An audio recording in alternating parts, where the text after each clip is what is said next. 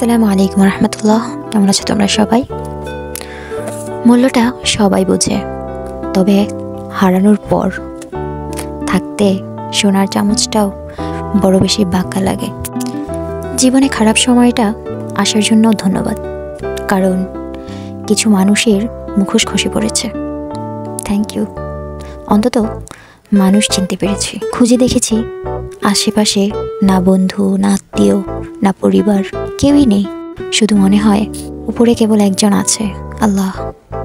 তার কাছেই সব বিচার আছে, আর কেউ না। কিছু মানুষ প্রতিষ্ঠিত হতে গিয়ে প্রিয় মানুষগুলোকে হারিয়ে ফেলে। যখন তার ভালোবাসার বয়স, যখন তার প্রিয় মানুষটার সাথে সময় কাটাতে ইচ্ছে করে, বৃষ্টিতে ভিজতে ইচ্ছে করে, রাস্তায় দৌড়তে ইচ্ছে করে, পাগলামি করতে ইচ্ছে করে, তখন নিজের পায়ের তলার মাটি ঠিক করাতে তার ঘাম ঝরতে থাকে। ওইদিকে অন্য কেউ হয় কেঁদে অথবা হাসি মুখে নিজের সংসার গোছাতে থাকে। কিছু সময় প্রতিবাদ করতে হয়, জানেন তো, অধিকার চাইতে হয়। আমাকে আপনাকে কেউ বারে বারে যদি অপমান করে, অবহেলা করে, তুচ্ছ করে, আর সেটা আপনি আমি মুখ বুঝে সহ্য করে যাই, তার মানে হচ্ছে সামনের মানুষটাকে বলে দেওয়া যে আপনি ঠিক। কিন্তু আপনি যদি একবার প্রতিবাদ করেন খুব কড়াভাবে, কড়া সুরে, দেখবেন পরের বার খারাপ ব্যবহার করতে দ্বিধাবোধ করবে।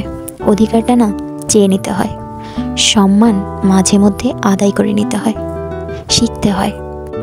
কারণ আপনি যখন কাউকে খুব বেশি প্রায়োরিটি দিয়ে দিবেন, তখন সে আপনাকে সস্তা ভাবতে শুরু করবে। এটাই জীবনের বাস্তবতা, চরম সত্যি একটা কথা। প্রিয় দর্শক শ্রোতা, এতক্ষণ আমার ভিডিও এবং আমার কথাগুলো শোনার জন্য আপনাদেরকে অনেক ধন্যবাদ। আমার এক ফ্রেন্ড আমাকে এই কথাগুলো সেন্ড করেছে আপনাদের সাথে শেয়ার করার জন্য। ভালো থাকবেন সবাই, আল্লাহ হাফেজ।